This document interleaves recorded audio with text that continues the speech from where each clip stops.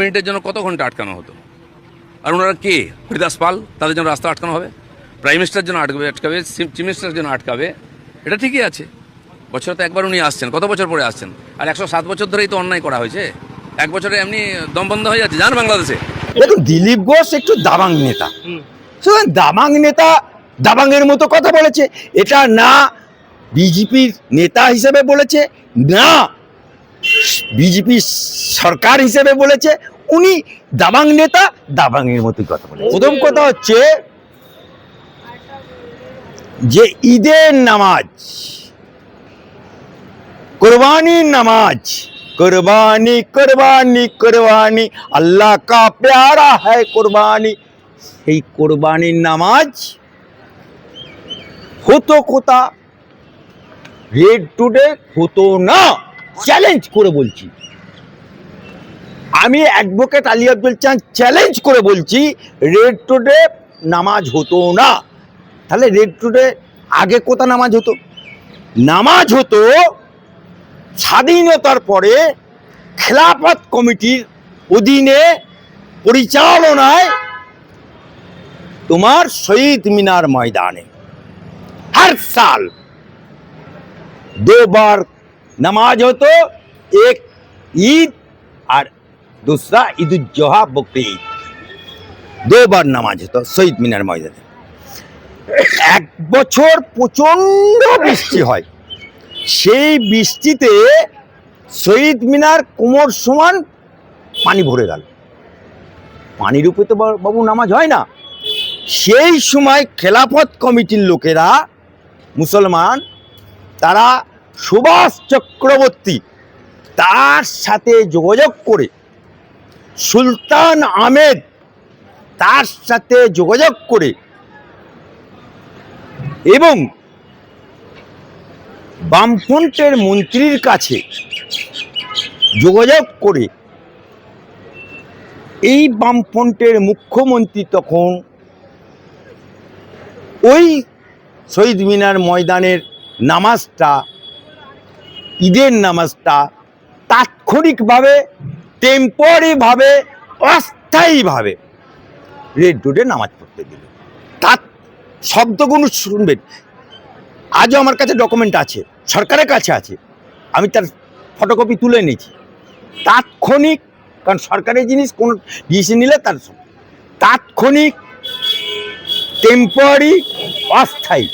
তাহলে রেড রোডের নামাজটা অস্থায়ীভাবে দেওয়া হলো, তাৎক্ষণিক। এখন বন্যা হলো, একতলা বাড়ি ডুবে গেল, বাড়ির লোক ওই বন্যাতে ডুবেই পানিতে থাকবে, না গ্রামের কোনো দোতলা উঁচু বাড়িতে যাবে, না স্কুলে যাবে? উঁচু জায়গায় যাবে।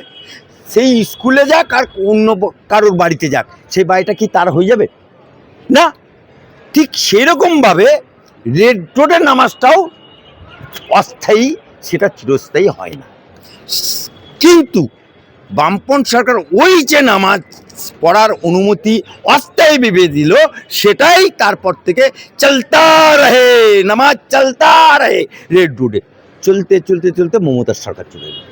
মমতার সরকার আসার পরে ওই রেড রোডের নামাজে উনি আবার নিজে ওই রেড রোডের নামাজের মঞ্চটাকে রাজনৈতিক মঞ্চ করে এসে বলছে, আল্লাহ হুমিন, আল্লাহ আকবার, মোদির কোমরে দড়ি পড়াতে হবে, মোদি মুসলমান বিরোধী, রাজনৈতিক মঞ্চ করে ফেলল। তারপরে এই শুভেন্দু সরকার আসার পরে যখন রেড রোডের নামাজ বন্ধ হয়ে গেল, তখন আমি, অ্যাডভোকেট আলী আব্দুল চাঁদ, কাসেম আলী, রুজিনা রহমান, আরও বেশ কিছু লোক, খেলাফত কমিটি সহ, আমরা বর্তমানে সিএমের কাছে গিয়ে দরবার করে আমাদের প্রার্থনাটাকে জানাই, আর্জিটাকে মঞ্জুর করে উনি ব্রিগেডটাকে দিয়েছেন, নামাজ পড়ার অনুমতি দিয়েছিলেন। এবং এটা সেনাদের মাঠ, সেনাদেরও অনুমতি আমরা পেয়ে গেছিলাম খেলাফত কমিটির দরখাস্তের পরিপ্রেক্ষিতে। তারপরে নামাজের আগের দিনে আপনি দেখেছিলেন শুভেন্দু সাহেবের তত্ত্বাবধানে আমি সেখানে উপস্থিত হয়েছিলাম, এবং পুলিশ, খেলাফত কমিটি, কোথায় নামাজ হবে, কেমন করে হবে, অজু কোথায় হবে, পার্কিং কোথায় হবে, সমস্ত সুন্দর অ্যারেঞ্জমেন্ট হয়েছিল। কিন্তু ওই নামাজকে কেন্দ্র করে ওই নামাজকে কেন্দ্র করে সেদিনকে রেড রোডের নামাজটাকে উনি মমতা ব্যানার্জি দাঙ্গা লাগাতে চেয়েছিল। চ্যালেঞ্জ করছি, এটা আমার কথা না, জাভেদ খান ওই নামাজে উপস্থিত ছিল এবং তিনি বলছেন যে মমতা ব্যানার্জি বলেছিল রেড রোডে নামাজ হোক, নাহলে দাঙ্গা করো, মুসলমানদেরকে খেপিয়ে দাও। কিন্তু জাভেদ খান ওই কাজটা করেনি। খুশি খুশি করে জাভেদ খান সহ মুসলমানরা খুশি খুশি নামাজ পড়ছে। আজকে যে যোগা এই প্রোগ্রামটা কোনো ধর্মীয় প্রোগ্রাম না, এই প্রোগ্রামটা কোনো মুজাবের না, এই প্রোগ্রামটা ইসলামের না, এই প্রোগ্রামটা হিন্দুদের না, এই প্রোগ্রামটা সনাতনীদের না, এটা বিজেপির পার্টির না, এটা বিশ্ব যোগা উৎসব এবং সেই উৎসব প্রধানমন্ত্রী স্বয়ং যশস্বী তিনি, তার নেতৃত্বেই যোগাটা হবে।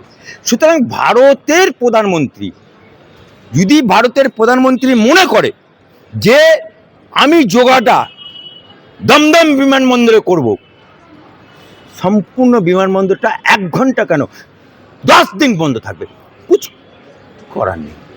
যদি মনে করে হাইকোর্টের ছাতে করবে, হাইকোর্টের ছাতেই হবে, কিছু করার নেই। কারণ সরকার এই প্রোগ্রাম कोई पार्टी का नहीं, कोई मजहब का नहीं। এই জন্যে আমি প্রথমেই বলেছিলাম ये रोकने का हक, ये रोकने का उंगली करने वाला को मुख में ऐसा झांप पड़ेगा, जो करेगा उसका मुख में लात पड़ेगा, झाटा पड़ेगा। কিছু ব্যক্তি মুসলমানদেরকে বদনাম করার জন্য ইসলামকে সামনে এসে এই মুসলমানদের নামাজ পড়তে দিল না, এই কি করে মোদি করে, এইসব মুসলমানদেরকে বদনাম করার জন্য তারা ইউটিউবে কিছু কিছু জায়গায় বক্তব্য ছড়াচ্ছিল। তা আমার হাইকোর্টে আজকে ওই যোগা আসন নিয়ে মামলা করেছিল, সেও মুসলমান, নামাজ পড়ার জন্য মামলাতে রায় কি বেরোলো আজকে, যারা উঙ্গলি করেছিলে, যারা সুশ্রী দিয়ে দাঙ্গা লাগাতে চেয়েছিলে রেড রোডের নামাজে, যারা উঙ্গলি করে যোগা করার আগে বাংলায় আইন শৃঙ্খলা বিঘ্নিত করেছিলে, করার চেষ্টা করেছিলে, যারা মুসলমানদেরকে তাতাতে চেষ্টা করেছিলে, আমার হাইকোর্ট শুনিয়ে দিয়েছে পরিষ্কার ভাষায় যোগা ওই রেড রোডে হবে, প্রধানমন্ত্রী করবে। মানুষের অসুবিধার জন্য পুলিশ अल्टरनेटिव रास्ता बेचे नेबे, किसी को रोकने का किसी को ताकत नहीं है, नहीं है, नहीं है। সিঙ্গেল মুসলমান কি জোড়া মুসলমান কি কবুতর মুসলমান আমি ওটা বলতে চাই না, আমি কারো নামও নিচ্ছি না। যারা মুসলমানের সুশ্রী দিয়ে বক্তব্য দিচ্ছিল, আপনাদের মতো কিছু ইউটিউবার আছে, আপনাদের মতো কিছু ওই উঙ্গলি করা উকিল আছে, আপনাদের মতো তারা যারা যারা এই নিয়ে বক্তব্য, তারা আবার বিজেপির পায়ে ধরে এই হাইকোর্টে মেম্বারশিপ নিয়েছে, বিজেপির পায়ে ধরে। কারণ এই হাইকোর্টে 3 বছর বিজেপি চালাচ্ছে, সুতরাং মেম্বার নিতে হলে বিজেপির পায়ের তলে আসতে হবে। তারা আবার চুপি চুপি বিজেপির মেম্বারশিপ পায়ে ধরে মেম্বারশিপ নিচ্ছে আবার তারা। অথচ আপনি খোঁজ নিয়ে দেখুন, তারা মানে সিপিএমেরও কেউ না, তৃণমূলেরও কেউ না, এমনকি মেম্বারশিপও নেই। তারা যেমন আগে হাইকোর্টের মেম্বার বলতো, পরে দেখা গেল মেম্বারশিপ আমাদেরই হাত ধরে নিচ্ছে। ওই রকম মানে ছাওলায় ভেসে থাকা, বাজারে ভেসে থাকা, মিডিয়ার মাধ্যমে ভেসে থাকা। অ্যাডভোকেট আলী বলছেন তো তা না, কানুন सबके लिए बराबर, देश का प्रधानमंत्री जो बोलेगा वही हुकूमत होगा। আচ্ছা, মন্ত্রিসভার সদস্য দিলীপ ঘোষ বলছে যদি নামাজ পড়তে হয় পাকিস্তানে চলে যায়, বাংলাদেশ চলে যায়। দেখুন, দিলীপ ঘোষ একটু দাবাং নেতা, দাবাং নেতা দাবাংয়ের মতো কথা বলেছে।